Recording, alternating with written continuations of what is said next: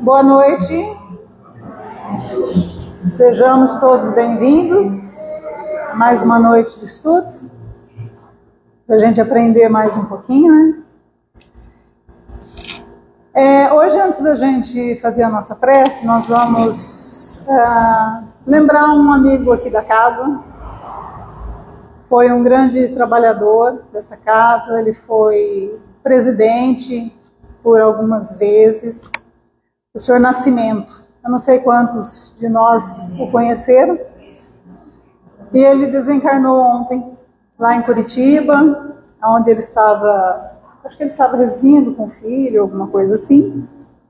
Ele já estava passando por problemas de saúde. E ele retornou ontem ao plano espiritual. Então, nós prestamos a nossa homenagem, a nossa gratidão pelo tempo que ele colaborou aqui conosco bastante, com a casa. E pedimos aí a Jesus que ilumine o seu caminho, o seu retorno, aos amigos espirituais, que ele esteja amparado, né? E agradecemos por todo o tempo que ele esteve aqui com a gente, trabalhou bastante. Então, na noite de hoje nós temos aqui o nosso amigo Vinícius, que veio de Araraquara mais uma vez aqui com a gente. Muito obrigado, Vinícius. A Michele, que veio junto. A gente agradece a presença do Vinícius, que já faz parte aqui do nosso quadro, que a gente tem muita alegria em recebê-los, em ouvi-lo. Então, hoje o Vinícius vai falar para nós Jesus, luz do mundo. Esse é o tema que ele traz para nós hoje. Nós estamos iniciando hoje o nosso mês de aniversário desta casa, que completa este ano, no dia 30 de março, 78 anos. Então, nós estamos muito felizes em iniciar esse mês, comemorando essa data tão importante para nós. Essa casa que nos acolhe, onde a gente vem nos fortalecer um pouco, juntos sentirmos mais de perto a presença do Mestre Jesus, né, em nossas vidas, fortalecendo aí o nosso ânimo, para saindo daqui a gente colocar em prática aquilo que a gente aprende, porque não basta aprender, precisa praticar. Então vamos fazer a nossa prece, agradecendo a Deus, Pai de infinita bondade, a Jesus, esse mestre, amigo, que nos ensina todos os dias, que nos trouxe os ensinamentos, mas que exemplificou cada um dos seus ensinamentos, nos mostrando o que nós precisamos e devemos fazer para chegar até Ele, para chegar até Deus. Pedimos a esse mestre amigo que nos ampare, que nos sustente, nos auxilie a compreender as suas lições, a lição que será trazida aqui esta noite, e que nos inspire sempre a sermos melhores, a ir exercitando a nossa transformação, compreendendo que é preciso olhar para o outro com um olhar mais de amor, de compreensão, de perdão. Que se nós precisamos, o outro também precisa. Então, que nós estejamos envolvidos nesse amor de Jesus.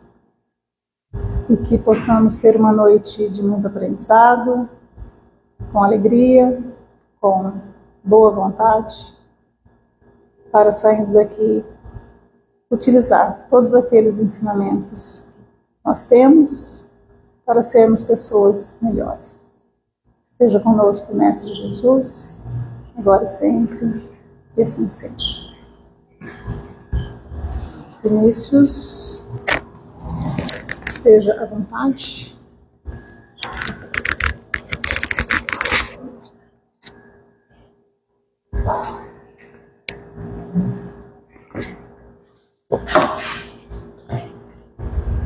Boa noite a todos. Que bom estarmos aqui nesta noite, um mês comemorativo para casa, em que foi lembrado aqui pela nossa irmã Cecília a passagem de um trabalhador, de entre inúmeros que passaram, muitos voltarão na próxima reencarnação, muitos virão, e assim a casa continua com a sua tarefa bendita de aclarar as mentes, consolar os corações, nos orientar para que a gente tenha um rumo, para que a gente saiba qual que é o alvo a ser atingido, a razão da nossa vida, da nossa passagem por aqui, nesta escola maravilhosa que tanto exige de nós. Exige esforço, atenção, vigilância, dedicação, perseverança, disciplina e tantas observâncias mais para que a gente possa, de fato, atingir a meta, que é um dia nos tornarmos anjos.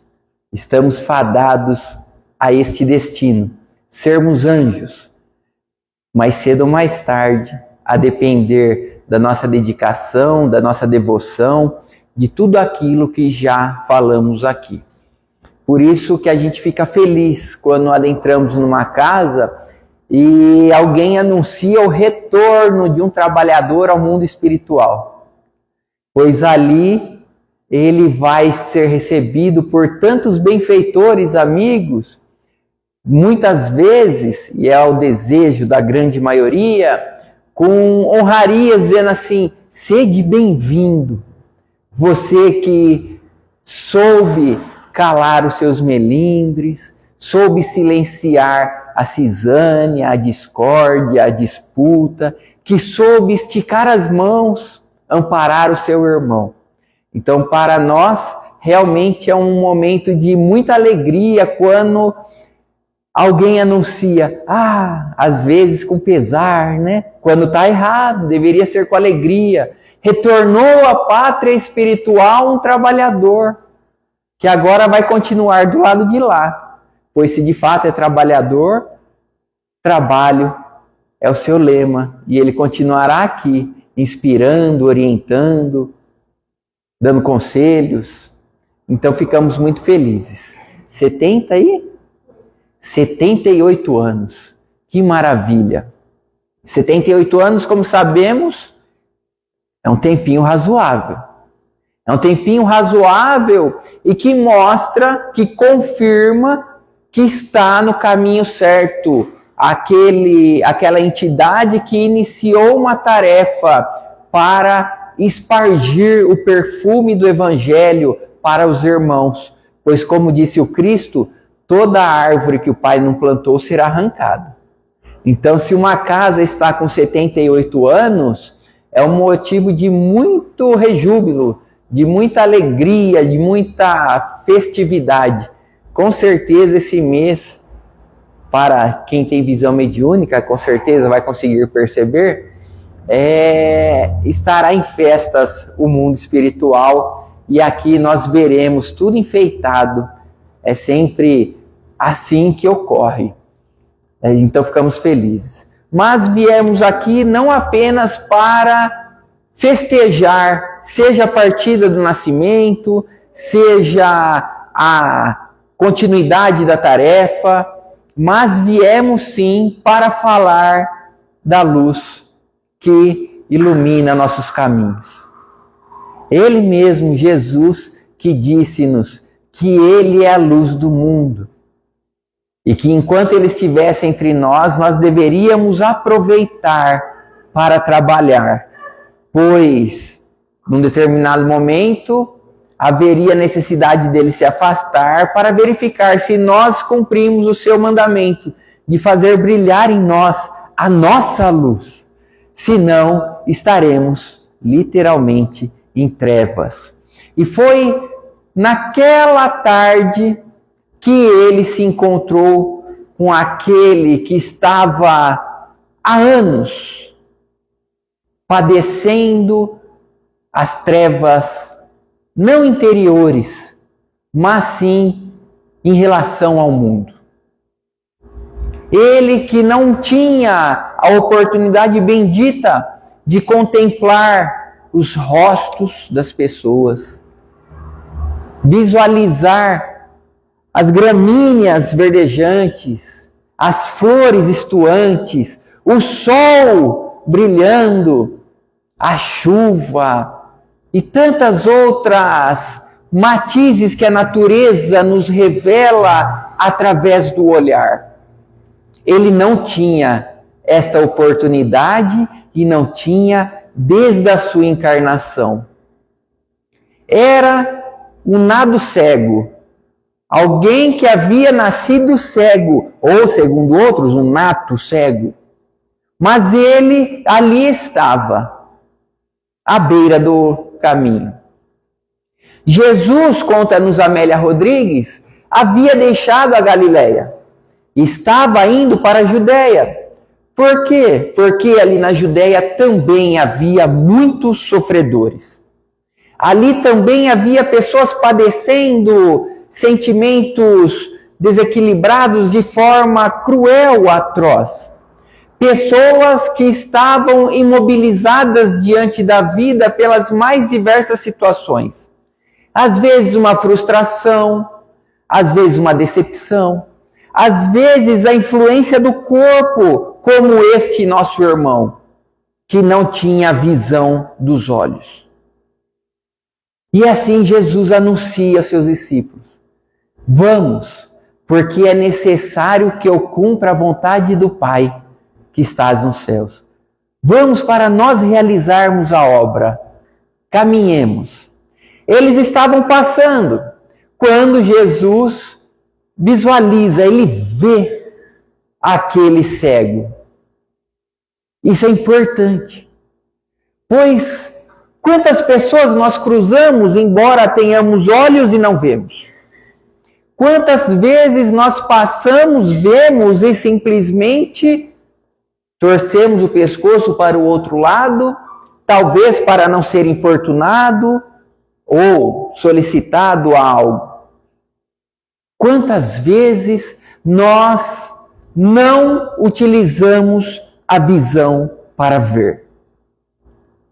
E ali foi diferente. Jesus viu o cego. Ele estava mendigando. Os discípulos, ao perceberem e saberem quem ele era, movidos pela cultura judaica, lhe perguntam: mestre, quem foi que pecou para que ele nascesse cego? Ele ou seus pais? Vejam que interessante. Os discípulos denotando ali que estavam mal orientados, como de fato estavam. Afinal de contas, se formos no livro de Êxodo, nós verificaremos no capítulo 20, versículos 5 e 6, que Moisés criou uma lei para tentar domar o ímpeto das paixões humanas, para controlar a tentação daqueles hebreus que o seguiam. Ele não se limitou a anunciar as leis divinas. Não. Ele se viu na necessidade de criar as próprias leis, leis humanas, transitórias, mutáveis. As leis divinas não. Por serem perfeitas, não têm que ser alteradas, retocadas, nada disso. Mas ele dizia que se o pai pecasse, muitas vezes estaria condenando a terceira até a quarta geração de seus filhos. Jesus, ele não veio descumprir a lei divina, mas corrigir as leis equivocadas. Aquele dia era um sábado do Shabá, que os judeus não poderiam trabalhar, como se o homem fosse feito para o sábado e não o sábado para o homem. Mas ele viu o cego, foi questionado, interpelado pelos discípulos e esclareceu: em verdade vos digo que nem ele, nem seus pais pecaram para que ele nascesse cego. mas assim nasceu para que se manifestasse a sabedoria e a bondade divina através dele. Analisando do ponto de vista espiritual, ou melhor dizendo, no mundo espiritual, Amélia Rodrigues vai nos esclarecer no livro A Luz do Mundo que aquele sujeito havia aceitado esta condição exatamente para quê? Para que Jesus mostrasse do que é detentor, do que é possível daquele que de fato ama e aquele que de fato cumpre com seus deveres divinos. Esclarecidos os discípulos de que cada um responde segundo suas obras e não pelas obras dos outros, seja para o bem, seja para o mal, o filho não pode se beneficiar, por exemplo, dos atos nobres realizados pelo pai. Ele pode aproveitar o bom exemplo, mas ele não colherá na messe divina pelo plantio de outrem. Assim como também não responderá pelos erros e equívocos do pai. No aspecto espiritual, por óbvio, pois sabemos que se um pai for negligente, uma mãe leviana, imprudente, os filhos vão padecer sim, muitas vezes da orfandade, muitas vezes da necessidade da alimentação, da vestimenta, da moradia. Mas isso tudo são questões transitórias, importantes, mas transitórias. Estamos nos referindo aos tesouros espirituais. Nem ele, nem seus pais pecaram, mas para que se manifestasse nele uma obra divina. Poderíamos aqui abordar as várias consequências ou virtudes que é passível adquirir aquele que nasce cego e que cai entre nós. É menos doloroso do que aquele que se torna cego. E por quê? Porque ele já veio com a sua consciência, principalmente das condutas passadas, bloqueada, obliterada, para que ele não se comprometesse perante as pessoas através da vergonha, de acusações ou coisas do tipo, que é uma das consequências da encarnação, a limitação das nossas vivências passadas. Ele, portanto, quando se viu como um ser individual, já sabia, ele não via. E as pessoas descreviam, mas para ele não tinha como compreender. É mais ou menos como se alguém te pedisse: explique para um cego o que é a luz. Por mais que você se desdobre, inclusive sobre os livros de física, será impossível traduzir a um cego que nunca viu a luz o que é a luz. Nós que vemos já somos enganados. Já julgamos que isso aqui é preto, quando nós sabemos, através da física, que não é preto. Nós que achamos que a blusa da Cecília é branca, e a física diz, não, ela não é branca. Ou da Michele, como disse a Cecília, que é verde, e a física fala, a blusa é tudo menos o verde. Pois ela reflete aquilo que ela não absorve. E o cego ali, aguardando, mendigando. Jesus vai, se aproxima dele, pois ele o viu, assim como vê a todos nós. Pega um pouco de terra, cospe, faz barro, passa nos olhos do cego e lhe diz, vá e se lave na piscina de Siloé, do enviado. Siloé, ou Siloã, é o enviado. Traduzido, é o enviado. Vejam, ele não precisava fazer aquilo. Definitivamente ele não precisava. Pegar terra, cuspir na terra, fazer lama e colocar nos olhos. Todo espírita que estuda um pouco sabe que aquilo era totalmente desnecessário. Mas ele veio para abrir os olhos que nós insistimos em fechar. Para nos dizer assim, sede humilde e utilize-se das ferramentas necessárias que cada situação requisita. Ele não podia falar de questões abstratas para pescadores, para agricultores. Eles não compreenderiam, como muitas vezes nós não compreendemos. Mas tinha algo muito mais profundo por trás disso. Vai e se lave no tanque, na piscina do enviado. A dizer, vai e se lave na piscina para confirmar quem eu sou. Aí o cego vai, ele que havia percorrido aquele caminho, aquele trajeto inúmeras vezes. Porque ali se dizia que quando as águas do tanque se agitassem, o primeiro que lá se jogasse seria curado. Então havia uma disputa muito grande, mais ou menos como nas filas hoje em dia, né?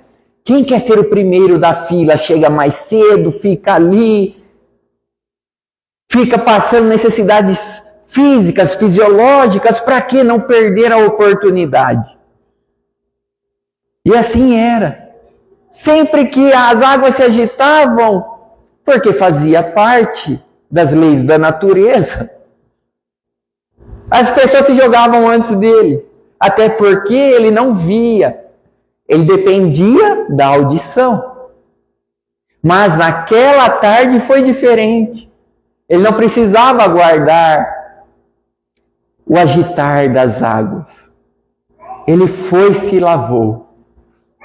E milagre passou a ver. É uma passagem muito simbólica a nos dizer que todo aquele que de fato se encontra com o Cristo, se fosse cego, passaria a enxergar. Mais adiante, nós verificaremos o Cristo mesmo dizendo isso. Essa passagem está no capítulo 9 do Evangelho segundo João. Por óbvio que estamos trazendo informações complementares, como Humberto de Campos, Amélia Rodrigues e tantos outros benfeitores espirituais, Emmanuel, embora não estejamos citando eles, né? Por reputarmos desnecessário. Ele vai nos dizer assim, eu vim para que os que veem se tornem cegos. E para os que são cegos, para que vejam. Vamos compreender isto com a continuidade da narrativa segundo João. Então ele se curou. Quando ele se cura, as pessoas começam a falar, mas esse não era o cego? Não é aquele que ficava mendigando ao largo do caminho? Olha, parece ele, mas não é. Não, acho que é ele sim. É ou não é? E o cego diz, o ex-cego, sim, sou eu mesmo, agora eu vejo. É o que acontece com quem se debruça sobre o Evangelho do Cristo. Agora eu vejo. Por óbvio que é uma escolha o que você vai fazer depois de ver. Você pode parar para acudir, ou você pode passar. Como na parábola do bom samaritano, em que o levita e o sacerdote, vendo um necessitado ao largo do caminho, passam reto. E aquele que eles condenavam como herege, o samaritano, vai e acode o seu irmão, a ponto do Cristo perguntar aos sacerdotes que o interpelavam: quem amou o próximo? A lhes dizer: vocês têm olhos de ver, mas não veem. Vocês são cegos do espírito, que é a pior cegueira que o ser espiritual pode carregar consigo. Então eles começam a questionar, é ou não é o cego? Vão, lhe perguntam, falam, sim, sou eu. Mas como você se curou? Ah, veio um homem de nome Jesus, fez lama em suas mãos, passou em meus olhos e mandou me lavar no poço.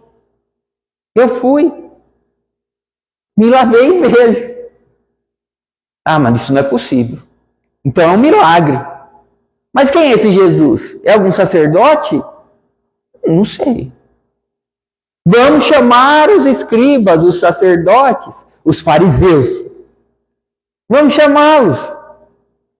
E lá vem os doutores. Né?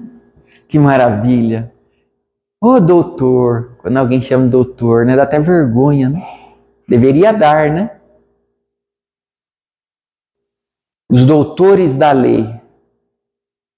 Viu, você é o cego? É de nascença? Sim.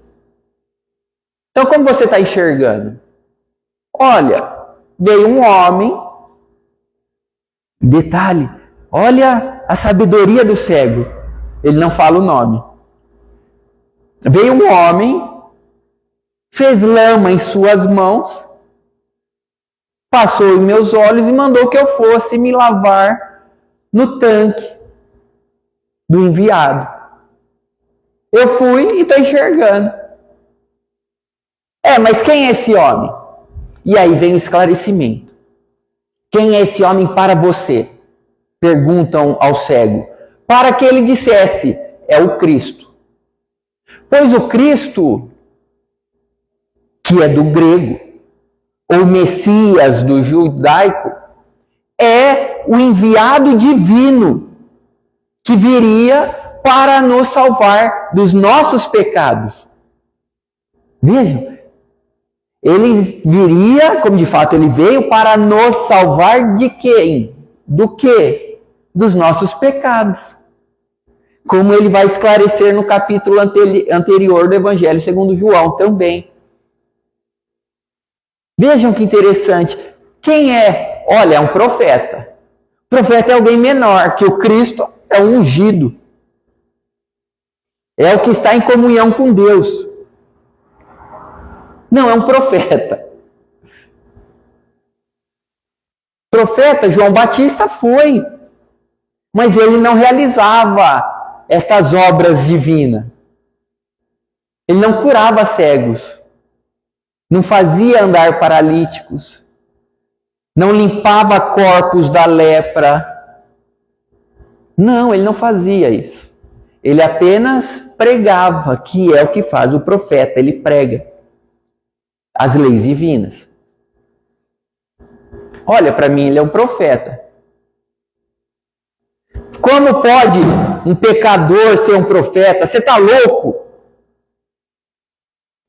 Lembra que eu disse que era sábado? Que no sábado os judeus não podiam trabalhar? Quem trabalhasse no sábado estava pecando.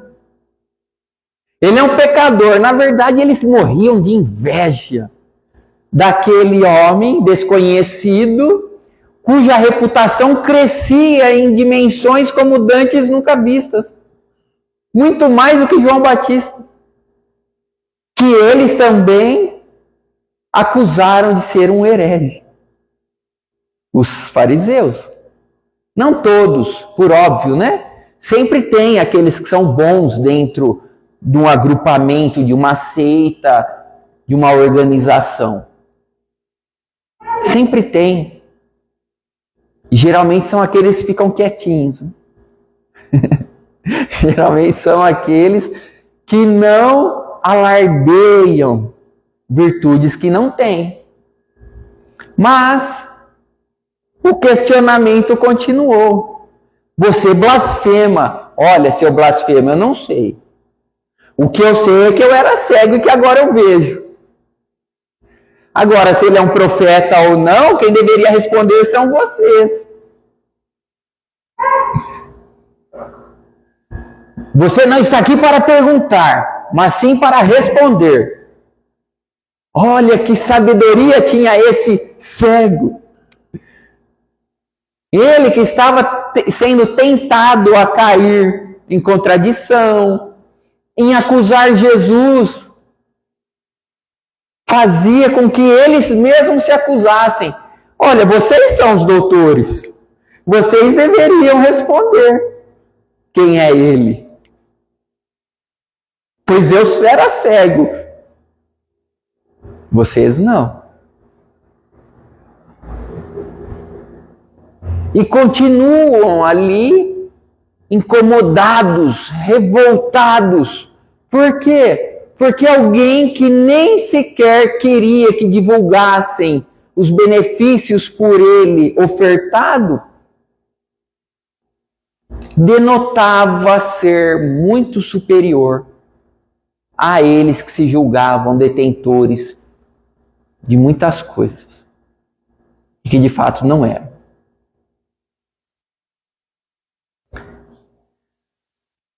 Chame os pais dele.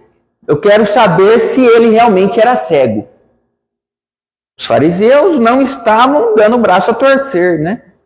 Não queriam desvendar os olhos, tirar a venda dos olhos.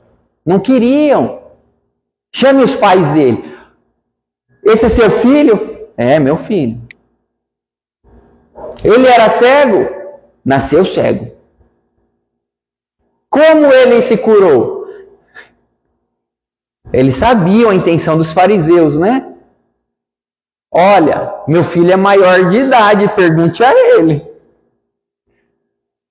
E eles morrendo de medo, os pais, porque a depender do que eles respondessem, eles seriam expulsos da sinagoga. E a semelhança do que acontece hoje com muitas pessoas, as pessoas ainda não compreenderam que os templos religiosos têm uma finalidade secundária. O centro espírita, a igreja, a sinagoga, qualquer templo religioso tem uma finalidade secundária. É apenas um local para proporcionar o nosso encontro. Nada além disso. Não tem um terreno sagrado, como infantilmente reputavam. Não é protegido contra como se acreditavam. Não. Disse o Cristo. Tudo que é de pedra há de ruir. Por óbvio que pessoas bem intencionadas se reunindo, elas formam uma atmosfera espiritual. Não estamos negando isso, que seria ir contra os ensinamentos da doutrina e do cristianismo. Não é isso que estamos dizendo.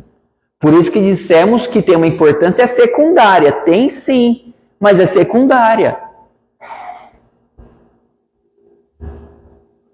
Eles não haviam compreendido que a sinagoga não era tão importante. Que o importante são os nossos pensamentos, os nossos sentimentos, nosso viver. Mas eles eram apegados à formalidade da tradição. Ah, eu tenho que no sábado não fazer, tenho que deixar de fazer, eu tenho que me lavar, orar tantas vezes e em tais horários. Aqueles que já foram para a Turquia, por exemplo, sabem do que eu estou falando. Tem horários do dia que você ouve que começa, né, o chamado. Você vê que todo mundo correndo, entrando numa porta.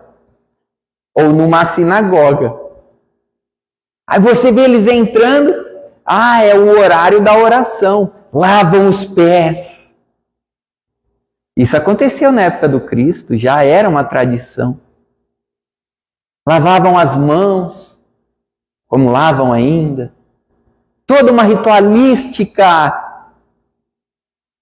para depois, saindo dali, entregarem-se novamente às paixões, às seduções. De sábado não. Nos outros 6 dias da semana pode, mas o sábado tem que ser santificado. Não sei. Como que vamos definir isso? Já pensou? Você pode trair os outros 6 dias da semana, mas o sábado, aí você é santo. Né? Que interessante. Vocês que têm que me responder, disse o cego. Quem é ele? E os pais vão perguntar para ele. Aí voltaram, viu? Aí ele vai, olha, vocês querem saber como eu fui curado? Deixa eu explicar. Eu já respondi, ponto. Se vocês não quiserem acreditar, o problema é seu. Mas eu já respondi. Às vezes a gente não faz isso. Alguém nos pergunta algo, a gente responde. Aí a pessoa vem e muda as palavras.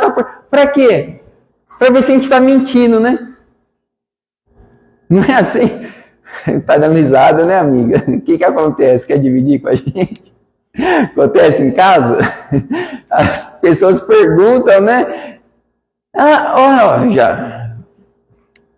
Eu respondi. Se você não quiser acreditar, né? Foi o que o cego disse. Olha, e os discípulos tinham perguntado o que para o Cristo no começo? Quem pecou para que ele nascesse cego? E ali ele está revelando todo o seu cabedal evolutivo, toda a sua envergadura moral, sua sapiência, respondendo de forma a mostrar aos fariseus que eles não eram tão inteligentes quanto reputavam. Eles ficam revoltados, se retiram, e o cego é proibido de entrar na sinagoga. Dali em diante não pode ir mais. Por quê? Porque ele disse que Jesus era um profeta. Se ele tivesse dito quem era de fato Jesus, o Cristo, o Messias, ele seria apedrejado. Homem sábio. Jesus, sabedor disso, vai ao encontro dele. Vem e me siga. E esclarece aos discípulos. Eu vim, como eu já disse, né? Eu vim para os que têm olhos se tornem cegos e para que os cegos vejam.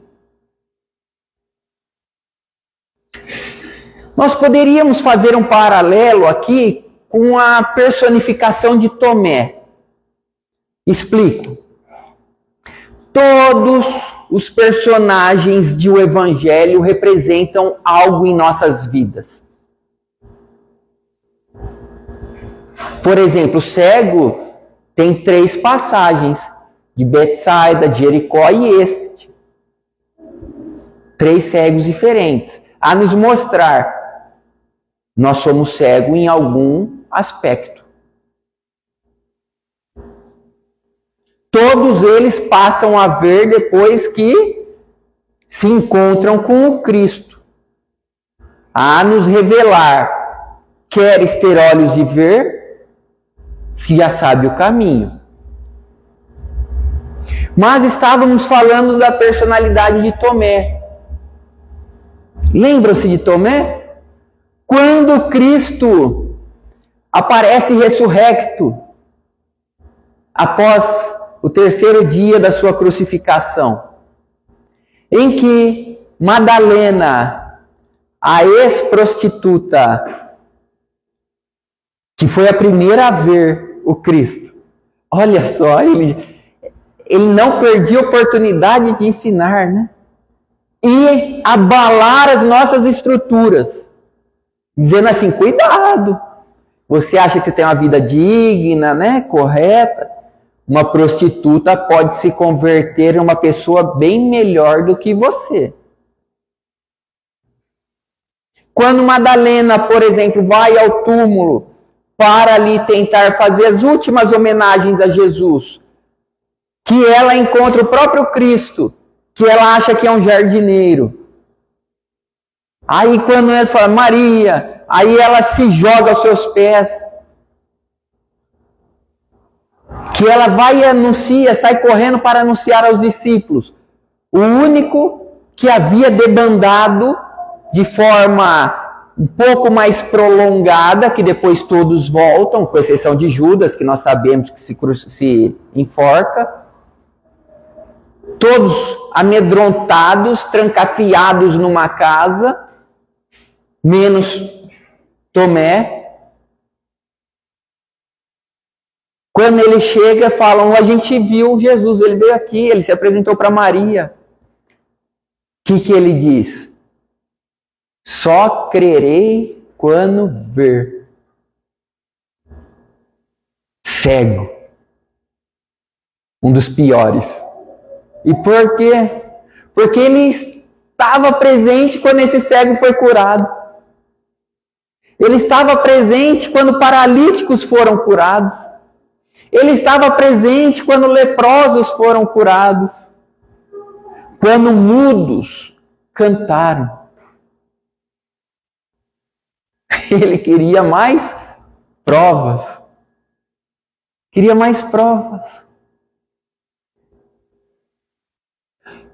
Nós, e aqui não estamos, por óbvio, para acusar ninguém, né? Nem vos conheço.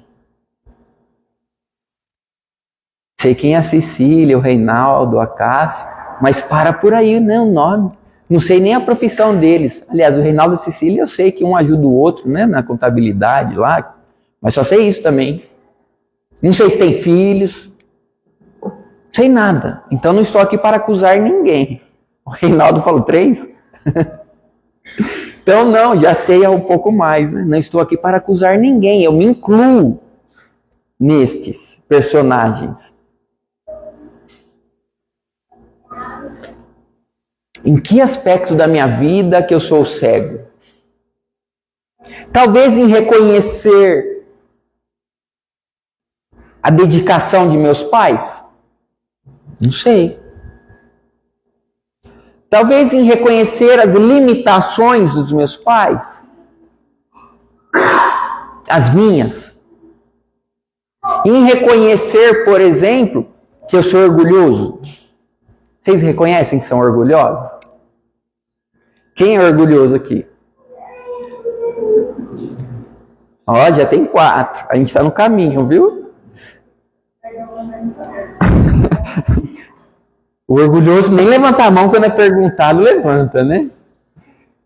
Mas não sou eu que falo, nem vos conheço, como eu posso afirmar que vocês são orgulhosos? Simples.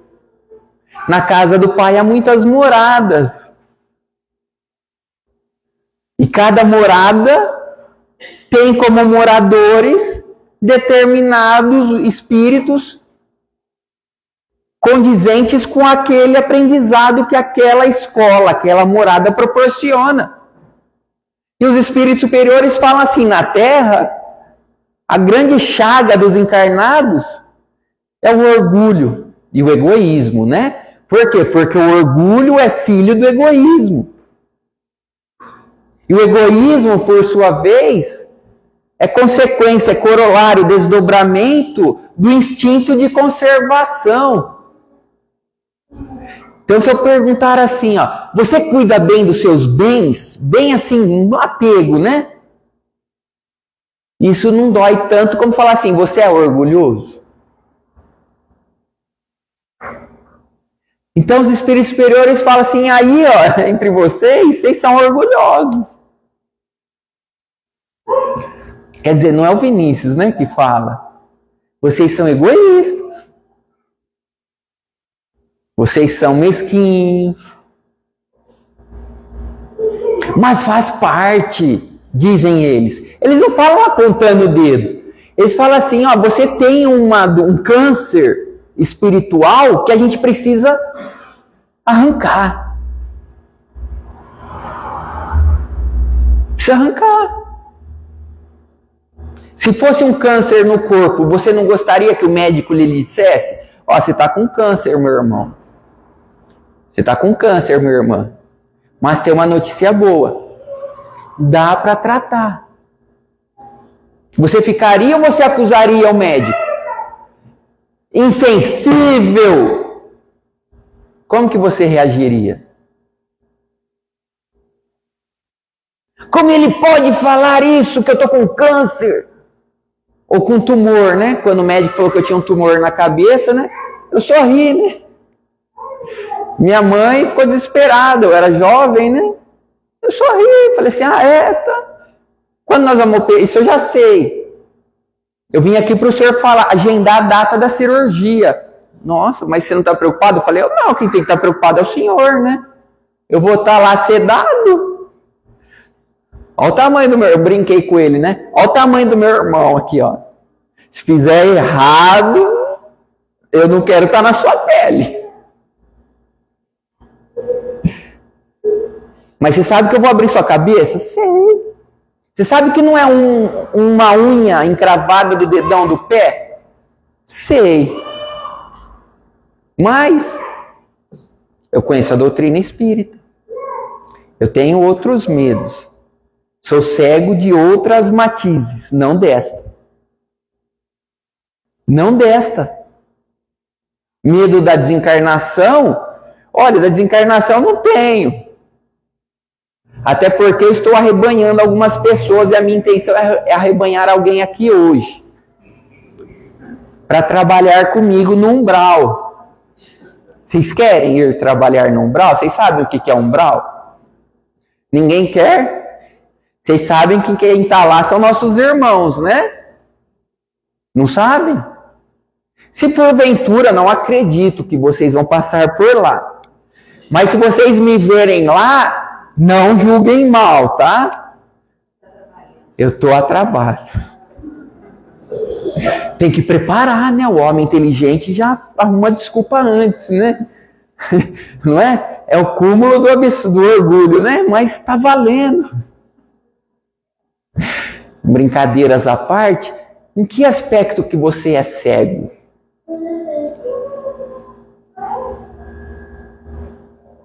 Por exemplo, Simão Pedro.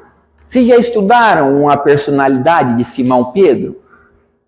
Ele, antes de conhecer Jesus, e nos primeiros anos após conhecer Jesus, até depois da desencarnação de Jesus, ele era intragável, intolerável. Ele era assim, o pescador, o orgulho dele enchia tanto o barco dele que não cabia peixe. Só pode ser isso, né? Ele não pescava peixe, né?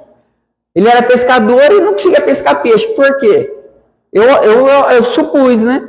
Porque já estava a barca cheia de orgulho.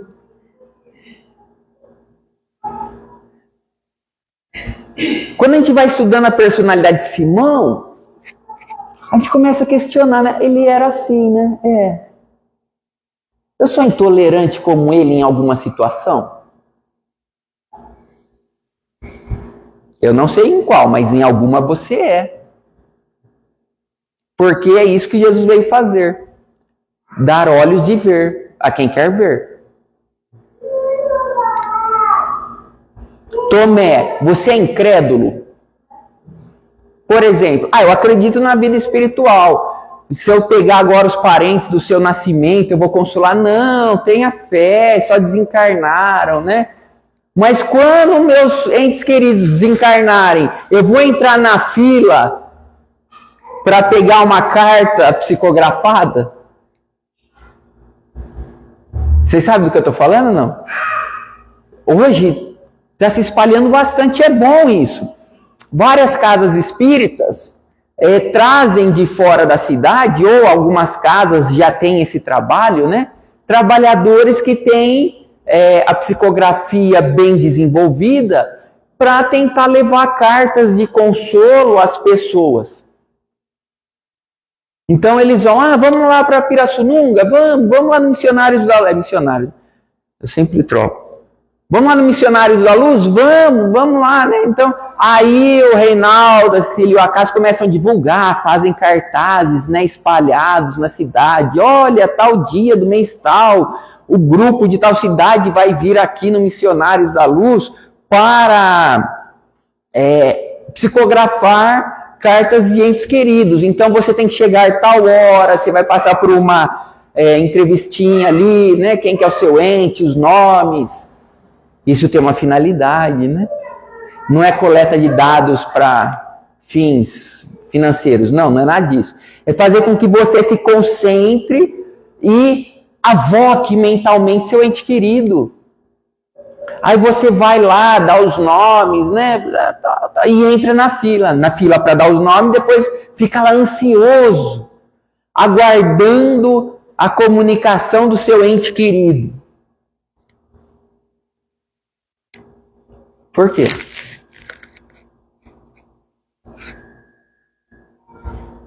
Para quê? Você é espírita? Você é cristão? Você tem dúvida ainda de que os seus entes queridos continuam a existir?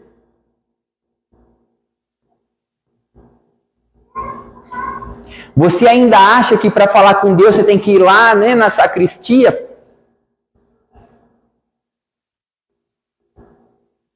Disse Kardec, né?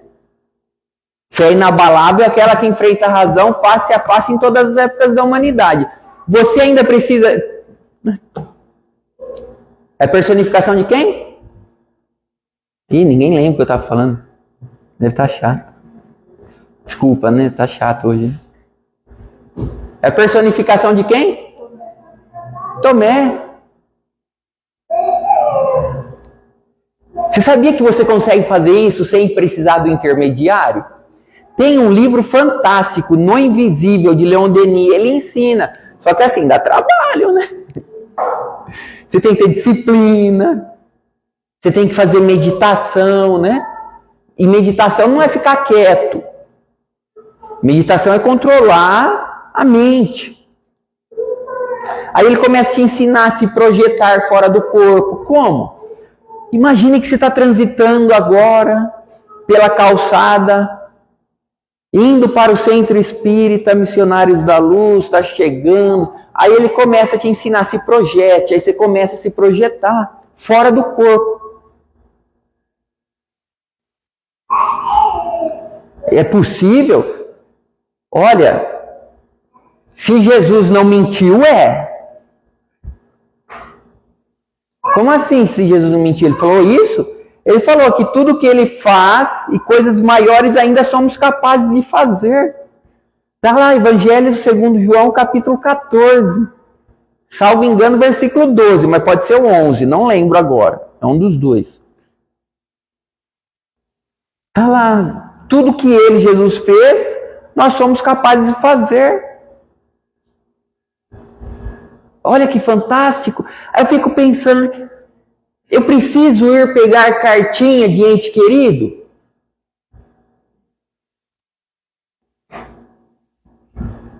Talvez eu seja cego nesse aspecto. E tudo bem. Talvez eu seja só nesse. Talvez eu não seja orgulhoso em outros.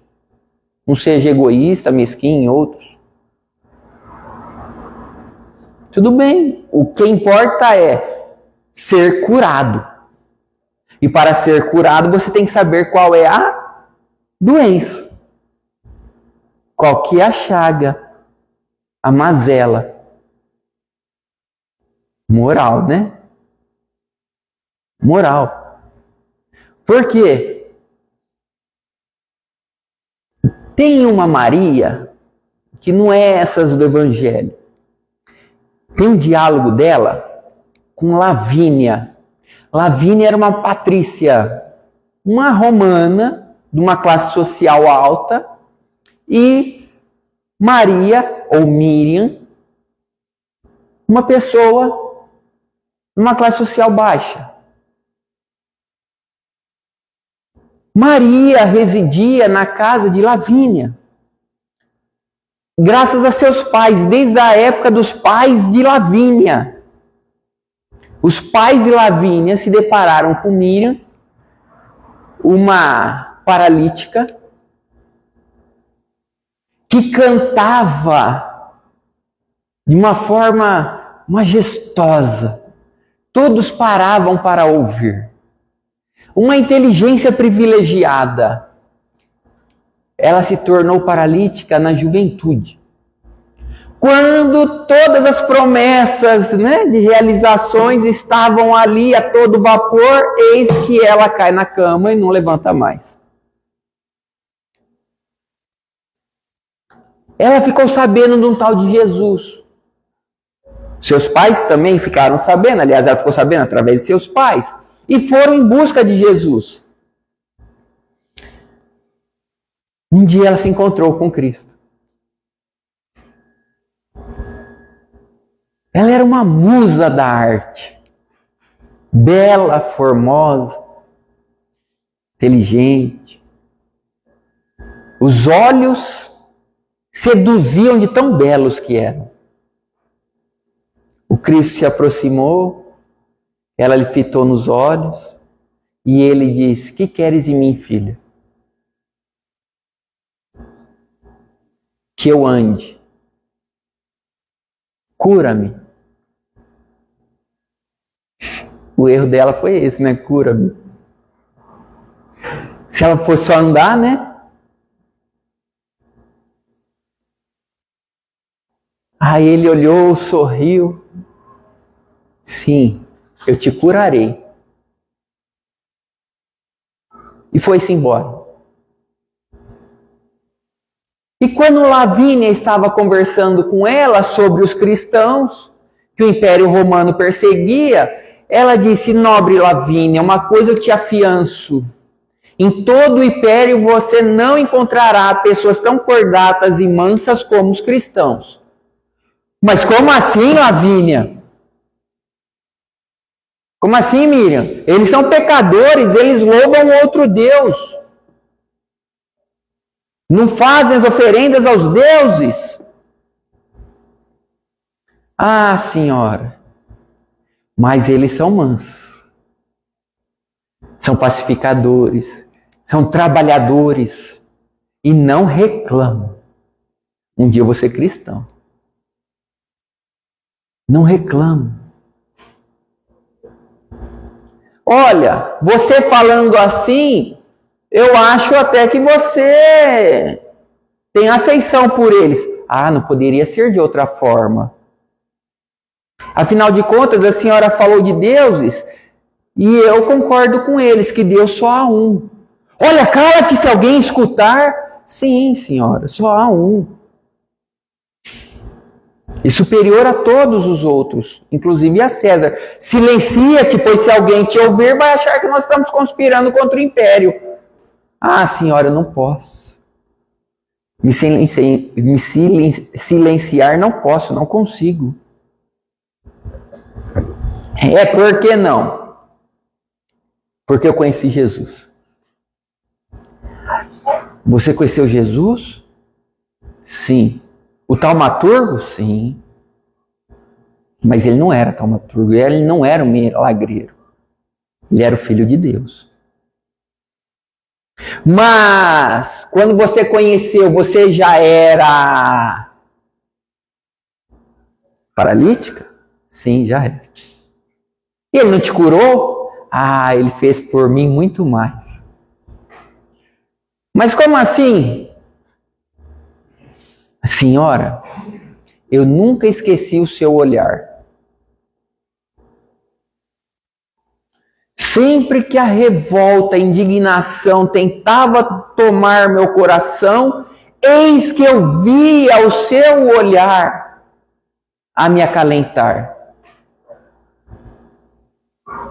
Foi daí em diante que eu comecei a receber convites para ir nas reuniões dos cristãos. E como a senhora sabe que eu canto, eu era colocada a cantar. Dia após dia, semana após semana. E aquele Jesus foi tomando meu ser. Eu fui me transformando. E hoje eu compreendo que estou curada.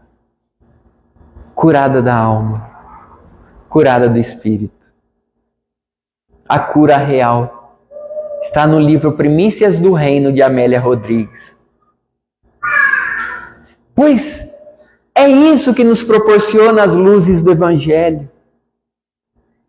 desvendam os caminhos para a verdadeira cura, a cura real, a cura da alma. Para que a gente tenha olhos de ver, ouvidos de ouvir, sentimentos para sentir, e não para ficar ali negando, reprimindo. Não.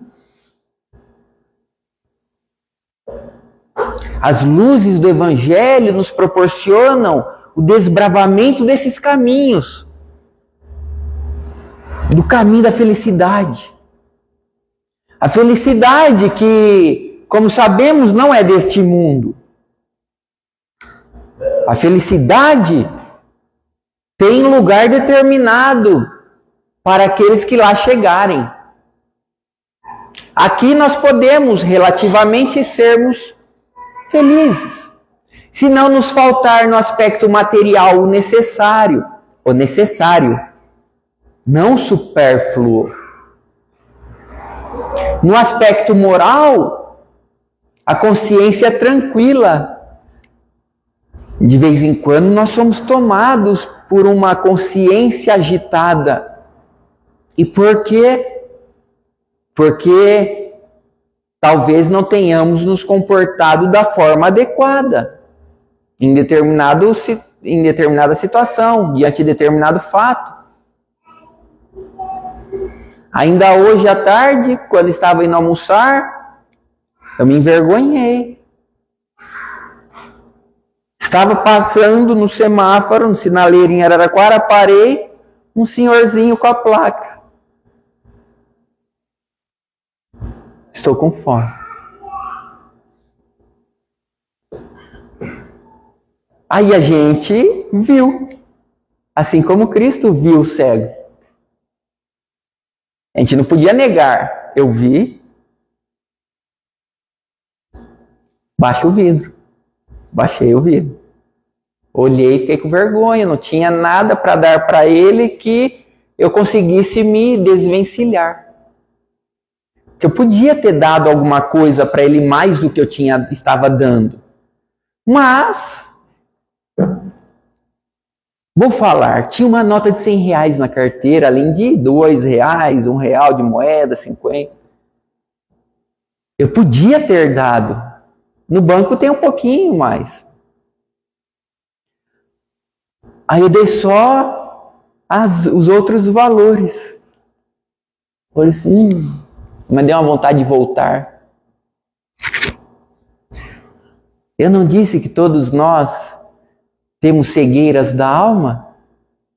O pior quando já não somos mais cegos, né? Essas horas que eu fico me perguntando, será que era por isso que o Cristo não tinha sequer onde recostar a cabeça? Foi ele que disse, quando interpelado por um pretenso seguidor, mestre, deixa eu te seguir. Ele que conhece a todos nós, ele nos vê. Ele responde dizendo, olha, as raposas têm toca, as aves têm ninhos, mas o filho do homem não tem onde recostar a cabeça. Queres me seguir?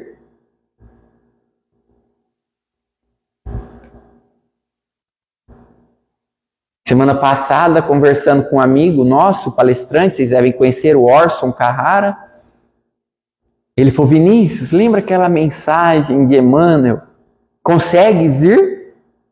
Está no livro Fonte Viva, em que Jesus fala, venha e me siga. E Emmanuel, fazendo uma provocação, diz assim, né? Título da mensagem, consegues ir? E analisa se a gente está realmente disposto. Vocês conhecem a série Os Escolhidos? The Chosen? Conhecem? Assistam, é maravilhoso. Já tem 3 temporadas, acho que a 4ª já está gravada, não sei se já está disponível. Os Escolhidos, vai falar dos 12, né? E de tantos outros, que, por exemplo, Madalena, vai falar ali Aí de repente mostra o diálogo de Jesus com Nicodemos, um dos maiores doutores do templo de Jerusalém. E ali, na série, retrata o que de fato aconteceu, né? Quando Jesus fala, vem, deixe tudo e me siga. Mas eu já estou idoso.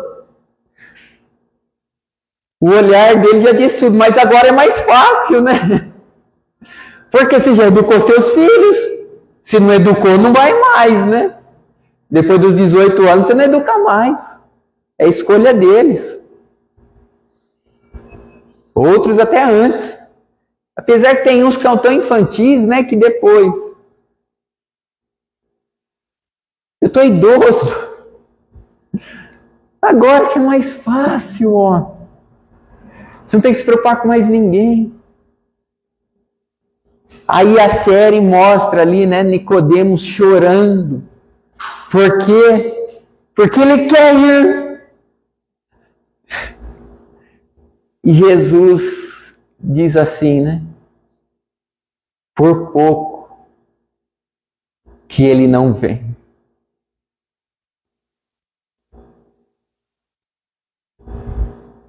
Às vezes uma nota de R$100 nos prende. E eu me questiono, será que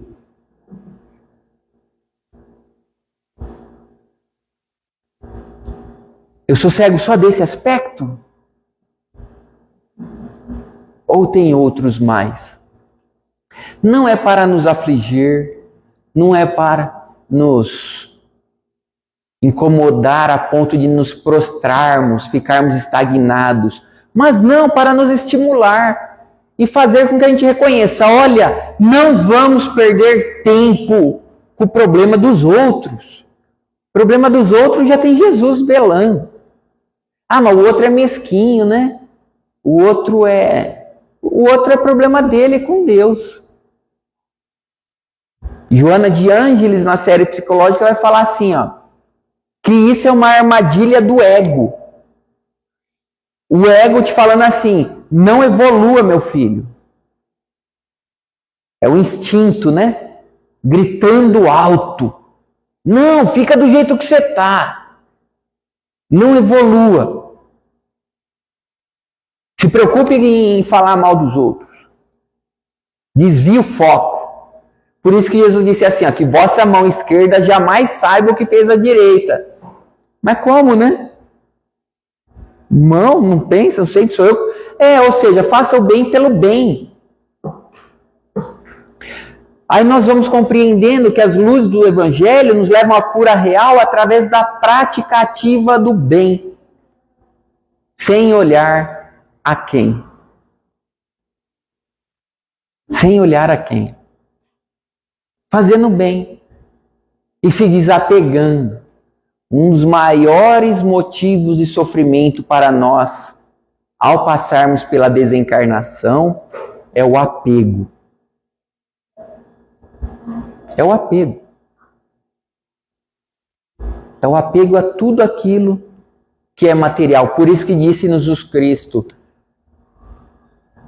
procurai juntar tesouros que nenhum ladrão rouba, a traça e a ferrugem não consomem. Mas antes procurai amealhar tesouros que a traça e a ferrugem não consomem e que nenhum ladrão rouba, ou seja, as questões espirituais. Deixa tudo que é material. E ele diz mais, né? Olhai as aves do céu. A nos dizer, não se preocupe desnecessariamente. Elas não semeiam, não ceifam, não arquivam em celeiros, e nem por isso o Pai deixa de lhes prover do necessário. Ou seja, apenas bata as asas, mova os braços, as pernas, tenha boa vontade.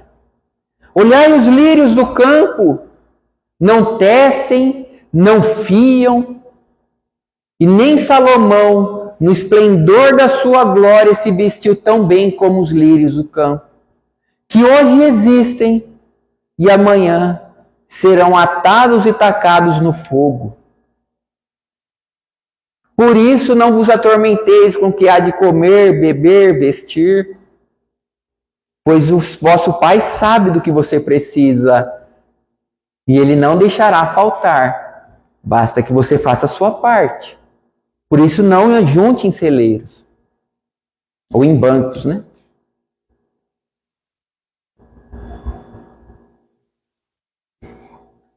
Somos espíritos.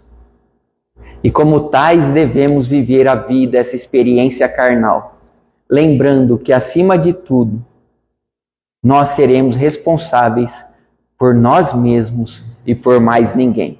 Obrigado a todos, que Jesus vos abençoe, que vocês tenham uma excelente noite de reflexões, um mês glorioso de confraternização na casa, e que Jesus possa continuar sendo nosso alvo, para uma hora termos a coragem de segui-lo. Muito obrigado a todos.